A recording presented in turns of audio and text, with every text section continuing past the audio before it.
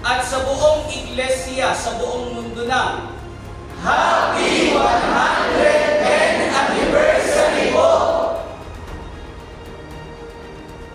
Happy 110th anniversary po!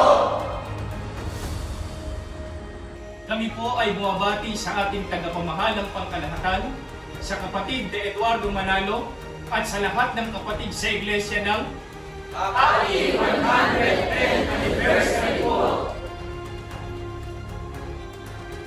Kami po ay taus-pusong bumabati sa lahat ng kapatid sa iglesia sa buong mundo na Happy 110th anniversary!